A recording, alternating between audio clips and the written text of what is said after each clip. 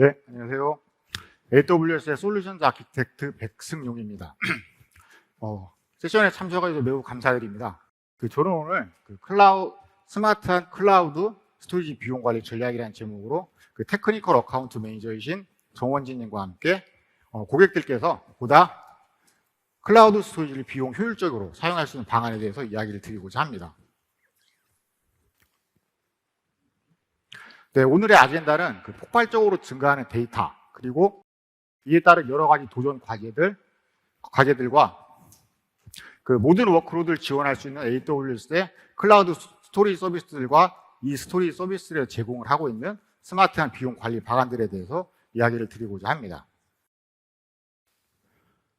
폭발적인 또는 기하급수적인 데이터의 증가라는 이야기들을 여러 가지 매체에서 많이 접해보셨을 겁니다. 실제로 IDC 조사에 따르면 웹, 모바일, IoT와 같은 다양한 어플리케이션에서 2022년 한 해 동안 생성이 된 데이터가 약 101 제타바이트에 이른다고 합니다. 그런데 이렇게 데이터가 증가하는 추세도 10수년 동안 이어져 왔기 때문에 더 이상 새로운 현상이 아니라 새로운 일상적인 현상이다라고 하는 뉴 노멀이라고 하는 표현이 종종 사용되고 있습니다. 네, 이렇게 증가한 데이터가 어떻게 실제로 활용이 되는지 머신러닝 서비스를 사례로 예를 들어보겠습니다. 여러분이 잘 알고 계시는 것처럼 머신러닝 서비스는 엄청난 양의 디지털 데이터를 기반으로 하고 있습니다. 실제로 머신러닝에 사용이 되는 모델에 대한 파라미터 개수에 대한 연구에 따르면 2000년대 초반에 약 10만 개 정도였던 모델의 파라미터 개수가 2021년도에는 약 10조 개 이상의 파라미터가 사용되는 모델도 다수 활용이 되어지고 있다고 합니다. 이와 같이 굉장히 급증하고 있는 데이터의 증가 추세와 이와 함께 이 데이터들을 비즈니스에 어떻게 활용하고자 하는 그런 트렌드들을 확인해 볼 수 있겠습니다. 이렇게 데이터가 급격히 증가하면서 이에 따른 다양한 도전 과제들이 발생할 수가 있습니다. 첫째로는 다양한 어플리케이션에서 데이터가 매우 빠르게 생성이 되고 있기 때문에 이러한 데이터를 안정적으로 저장하고 유지 관리하기 위한 확장성, 그리고 이에 따른 높은 비용에 대한 문제가 발생을 할 수 있게 됩니다. 둘째로는 백업과 같은 데이터 보호를 해야 되는데 이러한 데이터 보호 방안이 매우 복잡해짐에 따라서 실제로 데이터에 대한 손실에 대한 위험도가 증가할 수 있게 되겠습니다. 마지막으로 앞서서 보셨던 머신러닝 사례처럼 이렇게 저장이 된 데이터를 단순하게 유지하는 것뿐만이 아니라 이 데이터를 비즈니스에 활용할 수 있는 가치를 창출할 수 있도록 활용을 해야 합니다. 앞서서 설명드렸던 것처럼 데이터가 급격히 증가를 하고 있고 이에 대한 여러 가지 도전 과제들이 발생할 수 있다고 말씀드렸는데 이러한 과제들을 여러 도전 과제를 해결하기 위해서는 데이터 스토리지의 서비스의 선택이 매우 중요한 의사결정의 요소가 됩니다. 그래서 AWS는 보시는 것처럼 블록, 오브젝트, 파일, 고객의 모든 워크로드를 지원할 수 있는 스토리 서비스를 제공을 하고 있고 이 스토리지 서비스들은 높은 내구성, 가용성, 확장성, 그리고 오늘 말씀드릴 비용을 최적화할 수 있는 다양한 기술들이 접합이 되어 있습니다. 이와 함께 백업을 위한 데이터 보호 서비스나 마이그레이션을 위한 데이터 마이그레이션 서비스, 마지막으로 데이터의 활용을 위한 분석 또는 머신러닝 서비스와 손쉽고 유연한 연계가 가능하게 됩니다. 이와 같이 AWS의 포괄적인 스토리 서비스를 통해서 앞서서 보셨던 많은 다양한 도전 과제들을 해결할 수 있는 데이터 관리 전략을 수립할 수 있게 됩니다.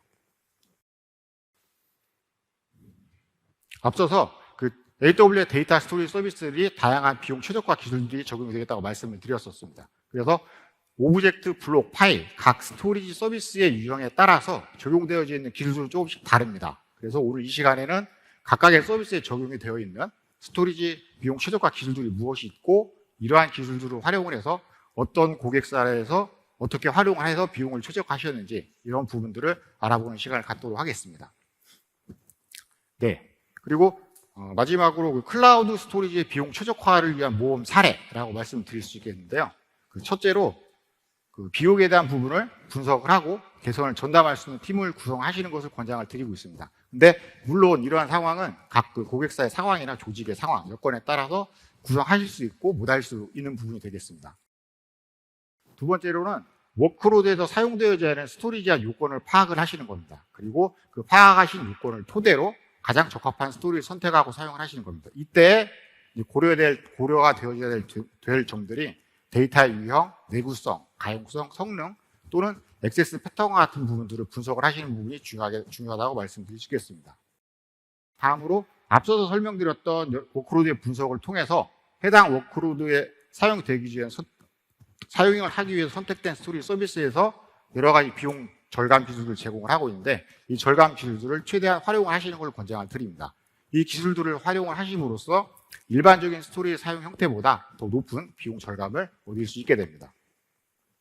마지막으로 이렇게 비용 절감을 최적화를 하셨다면 이 작업을 단 한 번의 작업으로 끝내는 것이 아니라 주기적으로 또는 아니면 지속적으로 계속 모니터링을 하고 분석을 해서 이러한 개선 작업들을 계속 반복을 해 나가셔야 된다는 점이 가장 중요한 점이라고 말씀드릴 수 있겠습니다. 이제 지금부터 각각의 이제 스토리 서비스별로 어떠한 방안을 실제로 적용할 수 있는지 간단하게 살펴보도록 하겠습니다. 첫째로는 오브젝트 스토리지입니다. 지금 이 자리에 계신 굉장히 많은 분들이 와 주셔서 감사드리고 이 자리에 계신 분들이 그 클라우드라고 하는 용어나 아니면 클라우드 기술에 좀 익숙하지는 않으실지라도 아마존 S3라는 이름은 한 번쯤은 다 들어보셨을 거라고 생각을 합니다. 아마존 S3는 그 AWS 가장 대표적인 스토리지 서비스로 지난 2006년부터 한 17년 동안 이름이 이제 심플 스토리지 서비스가 S3의 약어인데요. 심플 스토리지 서비스라는 이름과 같이 가장 사용하기 단순하면서도 높은 내구성 그리고 무제한의 확장성을 제공하는 스토리지 서비스로 활용이 되어 왔습니다. 그리고 이 S3가 지금은 수십만 개의 데이터 레이크를 위한 스토리지로서 활용이 되어지고 있습니다. 아마 오브젝트 스토리지 사용해야 되는 워크로드가 있으시다면 아마존 S3가 가장 최선의 선택지가 되리라고 생각이 듭니다.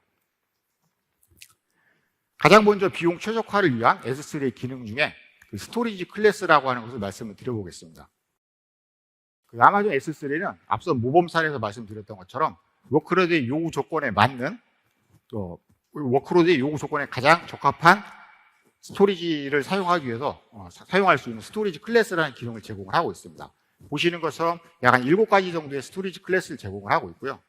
각각의 스토리지 클래스마다 예를 들어 데이터의 접근 빈도 또는 그 내구성 또는 그 성능에 따라서 고객께서 선택할 수 있는 최적의 서로 다른 비용 옵션들을 제공을 합니다. 간단하게 좀 살펴보자면은 가장 먼저 S3 인텔리전트 티어링 클래스가 있습니다.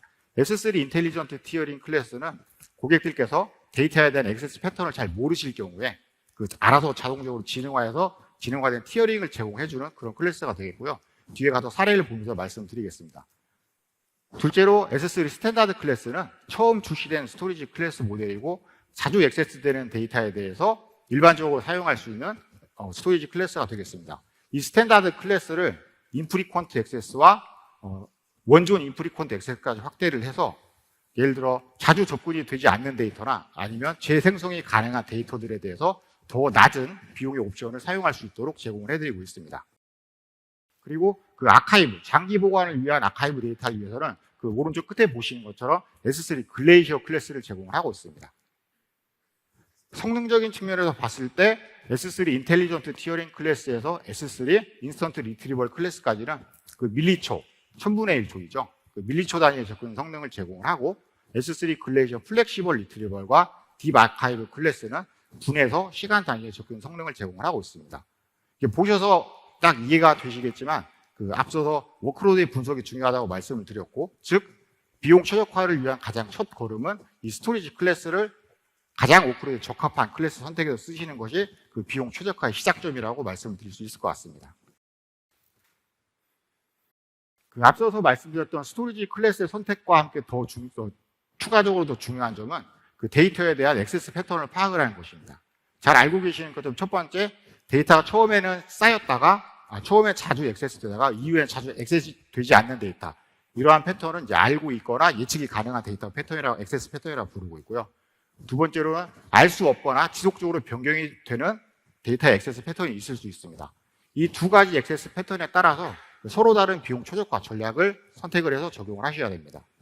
첫째, 알고 있거나 예측이 가능한 액세스 패턴에 대해서는 S3 데이터 수명주기 규칙을 적용할 수가 있고 알 수 없거나 지속적으로 변경이 가능한 데이터 패턴에 대해서는 S3 인텔리전트 티어링을 적용할 수가 있습니다. 앞서서 알고 있거나 예측이 가능한 액세스 패턴에서 S3 수명 주기 규칙을 적용할 수 있다고 말씀드렸고, 수명 주기 규칙은 오브젝트의 생성 시간에 기반으로 해서 데이터를 서로 다른 클래스로 이동을 하는 겁니다. 예를 들어서 생성된 지 90일 이상 된 데이터는 스탠다드 클래스에서 S3 인스턴트 리트리버블 클래스로, 또는 1년이 지나면 S3 글레이저 딥 아카이브 클래스로 데이터 이동을 하는 것입니다. 즉, 알고 있는 패턴에 대해서 더 낮은 비용의 옵션을 제공하는 스토리지 클래스를 활용해서 비용을 최적화하는 방안이라고 보시면 되겠습니다. 예를 들어서 병원의 의료 기록이나 방송용 콘텐츠와 같은 데이터들은 초기에는 접근이 많이 있다가 시간이 지날수록 데이터에 대한 액세스가 많이 줄어들게 됩니다. 이러한 데이터를 예를 들 수 있겠습니다. 그리고 추가적으로 S3 수명주의 규칙은 S3 전체 버킷이나 아니면 프리픽스, 용량, 아니면 태그를 기반으로 필터링을 할 수가 있기 때문에 고객들께서 좀 유연하게 정책을 수립할 수 있게 도와드립니다. 이 수명주기 규칙을 잘 활용한 고객 사례에 대해서 알아보겠습니다.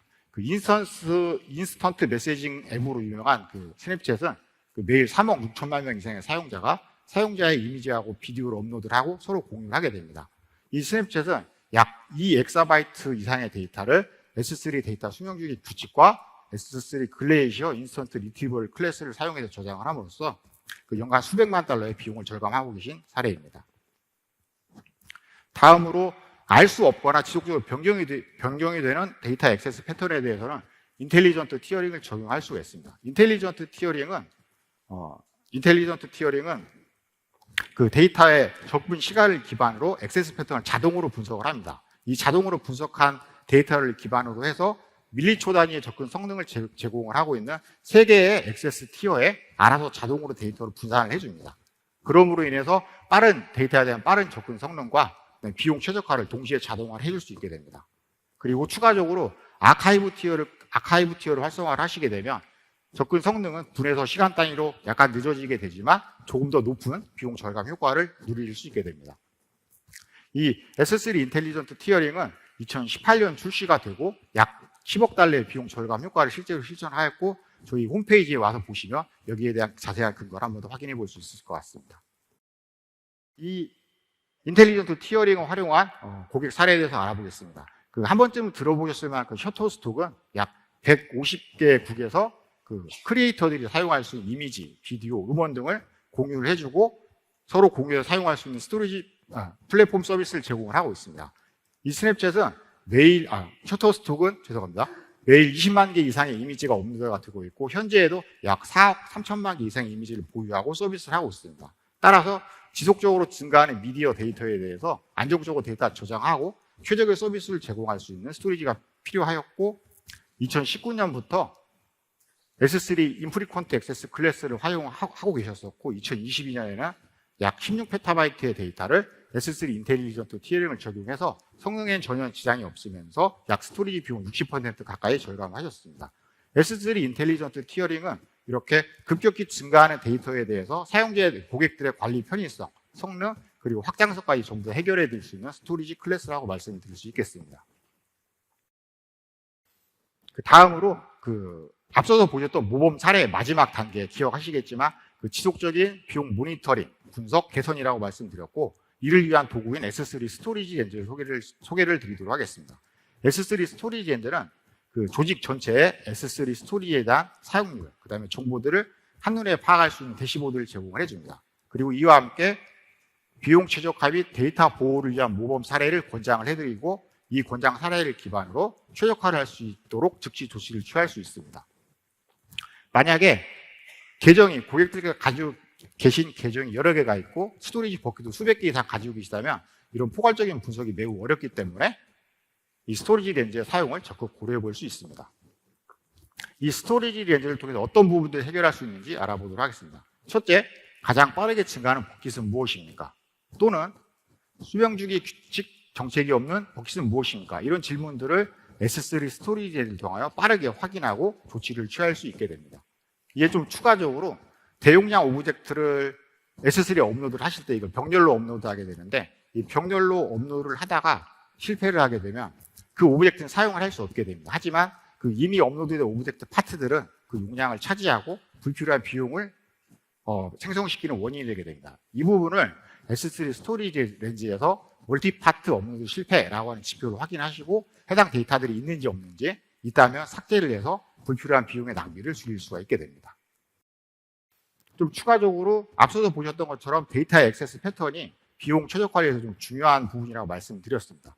S3 스토리지 렌즈에서 검색 비율이라는 저 항목을 확인하심으로써 이러한 액세스 패턴에 대해서 손쉽게 파악을 할 수 있게 됩니다. 예를 들어서 보시는 것처럼 몇몇 버킷들은 굉장히 자주 액세스가 계속 되고 있는 걸 확인할 수 있겠고 맨 밑에 있는 저러한 버킷은 액세스가 거의 없음을 확인할 수 있습니다. 이러한 경우 저 버킷에 있는 데이터들을 앞서서 보셨던 스토리지 클래스의 그 아카이브 티어, 예를 들어 글레이셔 딥 아카이브 같은 계층으로 내림으로써 비용을 획기적으로 낮추실 수 있는 그런 방안이 되겠습니다. 이렇게 S3 스토리지 랜드는 비용 최적화뿐만이 아니라 오브젝트 스토리지 전반에 관한 사용률 분석과 그다음에 개설을 위한 도구로서 활용이 되어질 수 있습니다. 네, 다음으로 이제 블록 스토리지에 대해서 말씀을 드리도록 하겠습니다. 블록 스토리지, 아마존 엘라스틱 블록 스토어, 아마존 EBS가 그 EC2의 데이터를 영구적으로 저장을 하기 위한 블록 스토리지 서비스가 됩니다. 이 EBS는 그 백업을 위한 스냅샷과 이 스냅샷의 생명주기를 자동으로 관리해 줄 수 있는 수명주기 관리자 같은 기능을 제공을 하고 있습니다. 보시는 것처럼 그 아마존 EBS는 그 비용과 그 성능의 균형을 좀 적절히 맞출 수 있도록 그 다양한 유형의 SSD와 하드디스크 타입의 볼륨 유형을 제공을 하고 있습니다. 그 각각의 볼륨 유형들은 보시는 것처럼 서로 다른 성능 옵션, 예를 들어 최대 성능이 얼마이다, 비용이 얼마이다가 다 서로 다른 특성들을 가지고 있습니다. 그래서 앞서서 보신 오브젝트 스토리지와 마찬가지로 가장 적합한 EBS 볼륨 유형을 선택하는 것이 그 블록 스토리지의 비용 최적화를 위한 그 첫걸음이라고 보시면 될 것 같습니다. 그래서 그 일반적인 경우 가장 범용적인 워크로드들에 대해서는 그 맨 앞에 보이시는 것처럼 제너럴 퍼포즈 타입의 SSD를 활용을 하시면 가장 적합하고 그 이외에 그 굉장히 높은 성능이 요구되어진 경우 IO 타입의 볼륨 유형을 선택할 수 있고 마지막으로 스루풋 위주의 대역폭 위주의 워크로드나 아니면 비용이 매우 민감한 워크로드라면 오른쪽에 있는 그 하드디스크 볼륨 타입을 선택함으로써 워크로드의 비용과 성능에 대한 균형을 맞출 수 있게 됩니다. 그리고 추가적으로 EBS 볼륨 스토리지의 비용을 최적화하기 위해서 그 컴퓨터 옵티마이저의 그 EBS 최적화 기능을 활용할 수가 있습니다. 그 컴퓨터 옵티마이저 EBS 최적화 기능은 그 볼륨에 대한 볼륨 사용량을 그 머신러닝 기반으로 분석을 해서 해당 볼륨에 대한 최적화된 볼륨의 유형인지 아니면 적합한 성능 수치가 프로비전이 되어 있는지를 권고를 해줍니다. 이 권고를 기반으로 인해서 고객들께서는 수백 개 이상의 볼륨들에 대해서 개별적으로 분석을 하지 않고 이 볼륨이 최적화되어 있는지 잘 사용되고 있는지를 판단을 하셔서 즉시 조치를 취하고 비용을 개선할 수 있게 됩니다. 즉 과대 프로비저닝, 또 너무 많은 용량을 프로비전해놓은 볼륨으로 인해서 발생할 수 있는 비용 낭비 또는 너무 적게 프로비저닝을 해서 발생할 수 있는 그 어플리케이션의 그 성능 저하, 이러한 부분들을 둘 다 동시에 해결해 줄 수 있는 것이 그 컴퓨터 옵티마이저의 EBS 최적화 기능이다라고 기억을 해주시면 좋을 것 같습니다. 네, 다음으로 그 앞서서 EBS 볼륨을 말씀드렸듯이 백업 스냅샷에 대해서 말씀을 드렸었습니다. 그 블록 스토리지에서 그 볼륨 유형의 선택과 함께 비용적으로 중요한 부분이 백업 스냅샷의 관리입니다. 그 소규모의 환경에서는 그 볼륨에 대해서 백업 스냅샷을 생성하고 보존하고 삭제하는 것들이 매우 관리가 손이 쉽습니다. 하지만 볼륨이 만약에 수백 개 이상 사용을 하고 계시다면 여기에서의 백업 스냅샷 관리에 대한 실패는 그 즉각적으로 과도하게 용량을 사용을 하게 되고 불필요한 용량을 사용을 하게 됩니다. 그래서 그 아마존 데이터 라이프 사이클 관리자는 이런 백업 스냅샷의 생성과 보존, 삭제 등 자동화해서 백업 스냅샷 관리를 자동화하고 그 다음에 이를 통해서 백업 데이터에 대한 비용을 최적화할 수 있도록 도와드리고 있습니다. 추가적으로 그 스냅샷 아카이브라는 기능이 포함되어 있고 이 스냅샷 아카이브는 백업 스냅샷 데이터를 조금 더 저렴한 아카이브 티어에 자동으로 저장을 해줌으로써 백업 비용을 최대 75%까지 절감을 해줍니다. 네, 이 스냅샷 아카이브 같은 경우 그 생활용품 업체에 유명한 존슨앤존슨에서 약 10만 개 이상의 백업 스냅샷 데이터를 스냅샷 아카이브를 통해서 연간 $100만 정도의 비용 절감 효과를 누리고 계십니다. 네, 이상으로 오브젝트 스토리지와 그 블록 스토리지에 대해서 비용 최적화 방안을 간단하게 설명을 드렸고, 이어서 파일 스토리지에 대해서 그 테크니컬 어카운트 매니저이신 정원님께서 이어서 진행해 주시겠습니다. 네, 안녕하세요. 파일 스토리지의 이런 개략적인 설명과 비용 최적화 방안에 대해서 말씀드릴 AWS 테크니컬 어카운트 매니저 정원진입니다. 이 파일 워크로드는 굉장히 광범하게 사용되고 있고 요구되고 있는데요. 먼저 IT 관리자 및 어플리케이션 소유자의 업무들, 그리고 데브옵스 엔지니어 및 데이터 사이언티스트들의 업무들이 있겠습니다. 그리고 이 중간쯤 되는 이런 결합된 업무 등에서 이제 굉장히 많은 파일 워크로드가 요구되고 사용되고 있다고 볼 수 있겠는데요. 이 파일 스토리지를 일단 크게 세 가지 유형에 따라서 나눠볼 수 있겠습니다. 그리고 각각 이에 대응하는 파일 스토리지, AWS의 파일 스토리지 솔루션이 있습니다. 가장 먼저 클라우드 네이티브 앱과 워크플로우에 적합한 아마존 EFS가 있겠고요. 그리고 온프렘에서 데이터를 가지고 올 때 네트워크 연결 스토리지로, 그리고 큰 확장성이 필요한 이런 유형에 사용할 수 있는 아마존 FSX가 있겠는데, 이 두 가지에 대해서 말씀드리도록 하겠습니다. 먼저 아마존 엘라스틱 파일 시스템인데요. 줄여서 EFS라고 합니다. 이 EFS는 클라우드에서 사용할 수 있는 가장 심플한 공유 스토리지입니다. 처음부터 이렇게 클라우드를 활용하도록 설계가 되어서 당연히 서버리스이고요. 용량적으로도 아주 완전한 이런 탄력성을 갖고 있습니다. EC2라던가 컨테이너 등 이런 굉장히 많은 이런 모든 클라우드 컴퓨팅 리소스로부터 액세스가 가능하고요. AI, ML이라던가 데이터 과학 등의 이런 다양한 클라우드 네이티브 워크로드에서 사용 가능하겠습니다.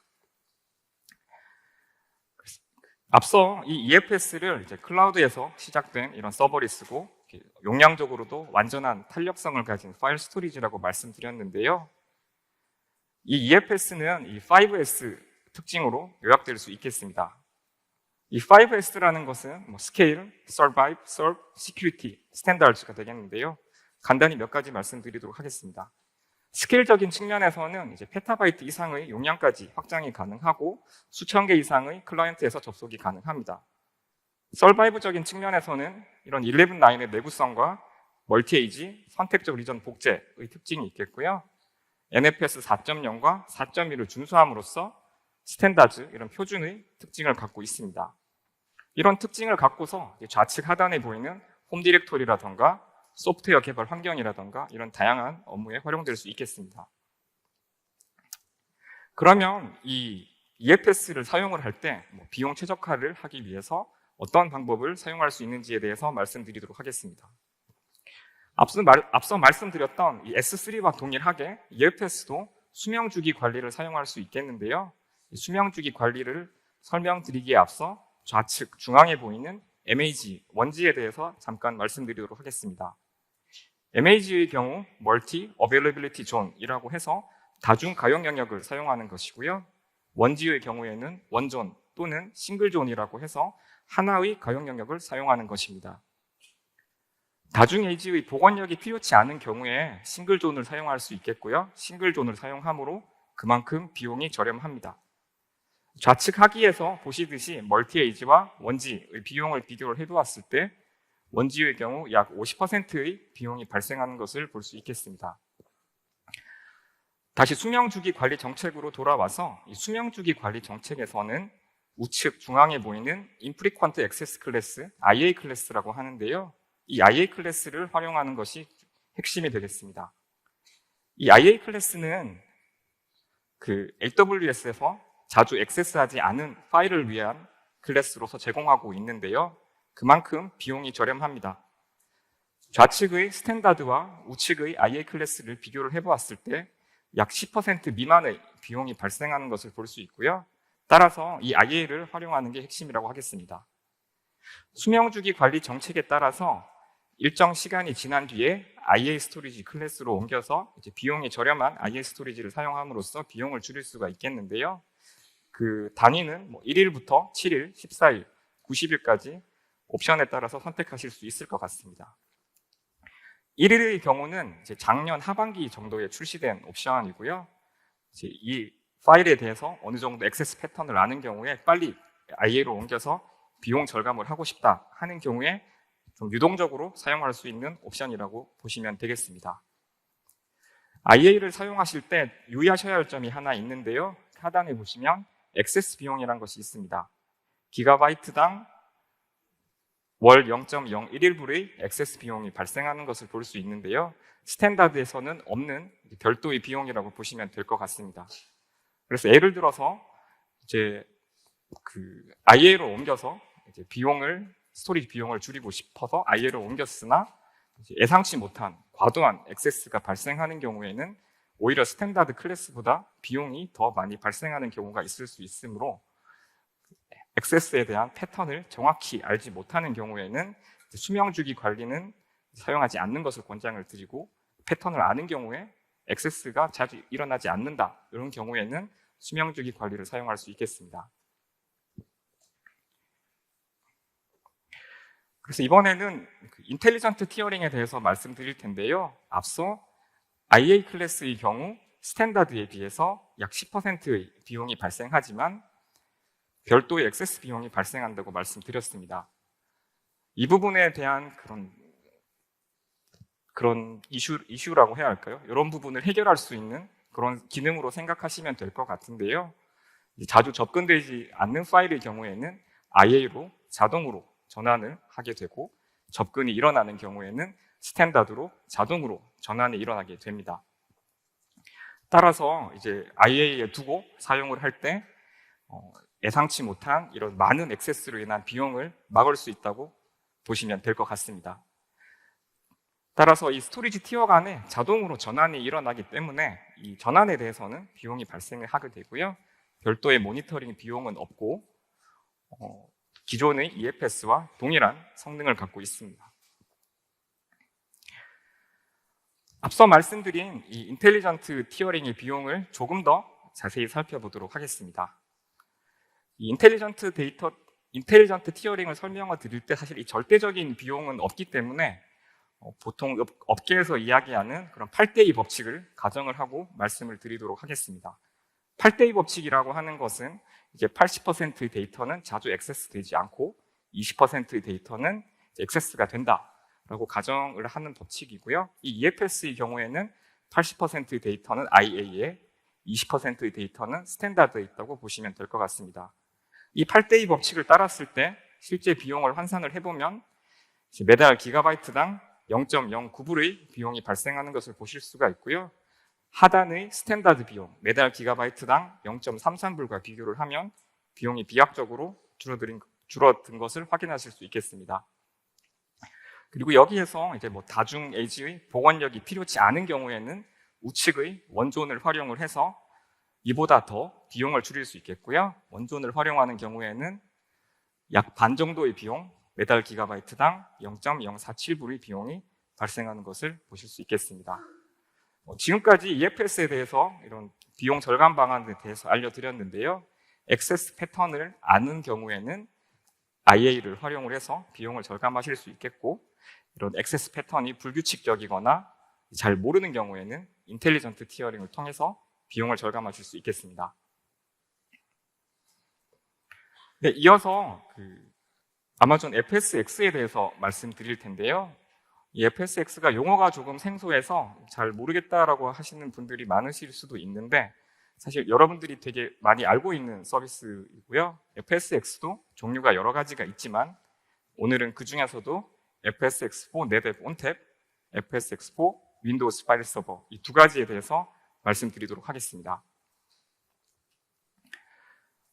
먼저 FSX4 NetApp ONTAP입니다. 이게 용어가 길어서 편의상 FSX ONTAP으로 말씀드리도록 하겠습니다.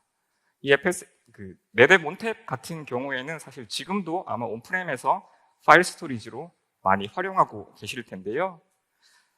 사실 이런 NetApp ONTAP을 AWS 클라우드 환경에서 별도의 변경 없이 그대로 사용하실 때 적합하고 가장 쉬운 서비스라고 보시면 될 것 같습니다.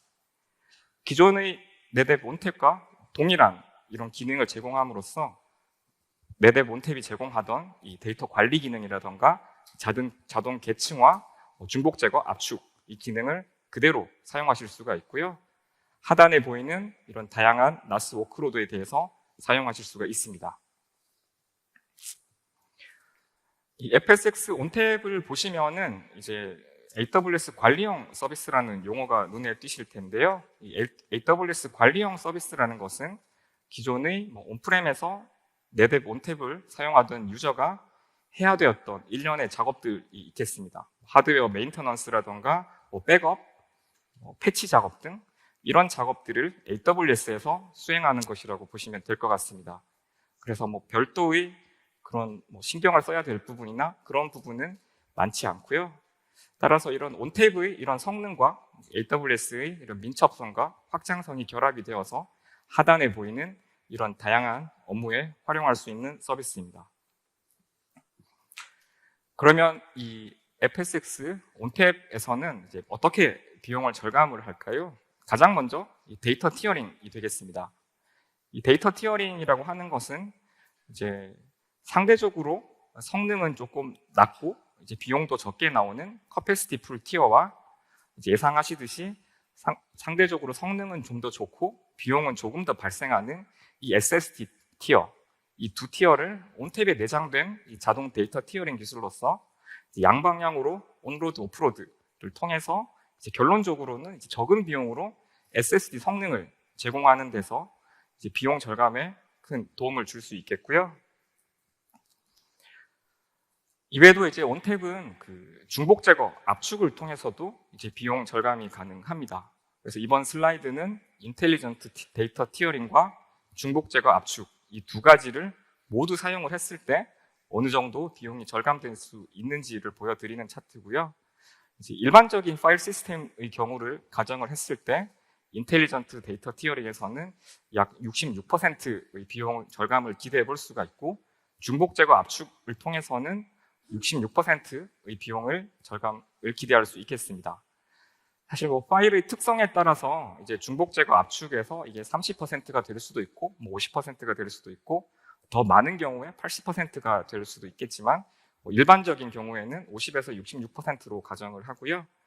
이번 슬라이드에서는 66%로 가정을 해서 이 두 가지의 방법을 모두 쓴 경우에는 이제 전체적으로는 이제 88%의 비용 절감이 가능함을 보실 수 있습니다. 그래서 이것을 이제 실제 비용으로 환산해 보았을 때는 멀티에이지 스토리지 비용으로 매달 기가바이트당 0.047불의 비용, 싱글 에이지의 경우 이 비용의 약 반 정도 되는 비용이 발생되는 것을 볼 수 있습니다. 따라서 이 FSx 온탭을 사용하실 때는 이 데이터 티어링 그리고 중복 제거 압축 이 두 부분을 기억하시면 비용을 비약적으로 줄일 수 있겠습니다. 네, 마지막으로 이제 아마존 FSx for Windows 파일 서버인데요. 이것도 편의상 FSx 윈도우라고 말씀드리도록 하겠습니다. 이게 온탭처럼 이제 기존의 윈도우스 파일 서버를 AWS 클라우드에서 그대로 사용하실 수 있도록 구현한 서비스가 되겠고요. 따라서 이제 기존 윈도우스 파일 서버를 AWS로 마이그레이션 할 때 가장 쉽고 이런 서비스라고 될 것 같습니다. 서비스입니다. 그래서 기존에 이제 윈도우즈 파일 서버와 이제 동일하기 때문에 기존에 활용하셨던 SQL 서버라던가 다양한 이런 윈도우즈 응용 프로그램을 그대로 사용하실 수 있겠고요. 또 다양한 나스 워크로드에도 사용 가능하겠습니다. 그리고 FSx 윈도우즈 경우에도 사실 온탭과 동일한 윈도우즈 관리형 서비스고요. 따라서 원래 윈도우즈 파일 서버에서 제공했던 그런 기능들, SMB 프로토콜이라던가 윈도우즈 응용 프로그램, 데이터 중복 제거 압축 이런 기능을 동일하게 제공을 하고 있겠고요. 따라서 이제 하기에 보이는 이런 다양한 이런 워크로드에 활용이 가능하겠습니다. 그래서 이제 FSx 윈도우즈 이 부분의 이제 비용 절감의 핵심인 데이터 중복 제거 압축에 대해서 말씀드릴 텐데요. 이제 윈도우즈 네이티브 서비스답게 기술 자체에는 윈도우즈의 기능을 그대로 사용하고 있습니다. 서브 파일 수준에서 작동을 하고 기본적인 개념은 이제 중복된 내용을 제거하고 공통된 컨텐츠를 압축하는 것입니다. 성능 영향을 최소화하기 위해서 이제 사용자 후처리 최적화라는 이제 포스트 프로세싱이라고 하는데요. 이 포스트 프로세싱 방식을 사용하고 있습니다. 이 포스트 프로세싱 방식은 파일을 저장을 하고 난 후에 중복 제거 처리를 하는 것이고요. 앞서 말씀드렸던 이제 온탭의 경우에는 이제 인라인 방식을 사용하고 있습니다. 인라인 방식은 데이터를 저장을 할 때 중복 제거를 먼저 하고 저장을 하는 방식이어서 이 두 가지의 방법이 각각 장단점이 있겠으나 이제 오늘은 이제 입문 과정이니까 이제 이 데이터 중복 제거를 통해서 스토리지 절감률에 도움을 주게 되고 궁극적으로는 스토리지 절감률 때문에 비용에 도움을 준다 정도로 기억하시면 좋을 것 같습니다. 파워쉘 CLI를 통해서 이제 원격에서 관리가 가능하고요. 여기에서 중복 제거를 활성화, 비활성화 할 수도 있고 스케줄 조정이라던가 모니터링을 할 수 있겠습니다. 하단에 보이는 표가 하나 있는데요. 이 중복 제거 절감 효과에 따른 그런 시나리오들이라고 보시면 될 것 같습니다. 가장 먼저 이 사용자 문서 부분이 있는데 사용자 문서도 역시 먼저 압축이 되었다던가 하는 파일의 그런 특성에 따라서 다르겠지만 일반적으로는 30에서 50%의 스토리지 절감률을 기대하고 있고요. 소프트웨어 개발 쪽 시나리오 같은 경우에는 이제 바이너리라던가 이런 빌드 파일들이 공통된 부분이 많을 수 있기 때문에 스토리지 절감률을 70에서 80%로 기대할 수 있습니다. 그리고 이 두 시나리오의 조합을 일반적으로 범용 파일이라고 부를 수 있겠는데요. 범용 파일일 경우에는 일반 스토리지 절감률을 50에서 60%로 기대할 수 있겠습니다. 그래서 이번 슬라이드에서는 이 중복 제거를 사용을 했을 때 실제적으로 이제 윈도우즈 FSX에서 비용이 얼마나 발생하는지 보여드리는 슬라이드고요. 우선 이제 중복 제거로 인해서 공간 절감 효과가 50%가 되었다로 가정을 하도록 하겠습니다. 이제 싱글 에이지와 멀티 에이지, 중복 제거 미사용의 경우를 이렇게 나타내고 있는데요. 싱글 에이지의 경우에는 이제 당연히 멀티 에이지보다 비용이 적게 나오겠습니다. 반 정도보다 조금 더 발생을 하게 되고 지금 경우에는 중복 제거로 인한 공간 절감 효과가 50%이기 때문에 이제 중복 제거를 미사용했을 때는 중복 제거를 사용했을 때보다 2배의 비용이 발생하는 것을 확인하실 수 있겠습니다. 따라서 그 FSX 윈도우즈를 사용하실 때는 이 중복 제거 압축을 사용하시면 비용을 굉장히 줄일 수 있음을 기억하시면 좋을 것 같습니다. 네, 지금까지 그 오브젝트, 블록, 파일 스토리지를 사용하실 때의 다양한 비용 절감 방안에 대해서 살펴봤는데요. 마지막으로 간단하게 정리하도록 하겠습니다. S3의 경우에는 이런 다양한 스토리지 클래스를 사용해서 수명 주기 관리, 인텔리전트 티어링, 스토리지 렌즈 분석을 통해서 비용 절감에 도움을 줄 수 있겠고요. 블록 스토리지, EBS의 경우에는 우선 최적의 볼륨을 사용해야 하고 스냅샷 아카이브와 수명 주기 관리를 사용해서 비용 절감에 도움을 줄 수 있겠습니다. 마지막으로 파일 스토리지의 경우 EFS 같은 경우에는 수명 주기 관리, 인텔리전트 티어링을 활용할 수 있겠고요. FSX 같은 경우에는 다양한 데이터 용량 절감 기술인 중복 제거, 압축, 캐싱 등의 기능을 사용해서 이제 비용을 절감할 수 있겠습니다. 네. 지금까지 이렇게 말씀드린 이런 다양한 기능을 잘 활용하셔서 AWS 서비스를 사용하시는 데 있어서 조금 더 비용 효율적인 방안으로 사용하실 수 있으면 좋겠습니다. 네, 발표는 여기까지 하고요. 네, 감사합니다. 네.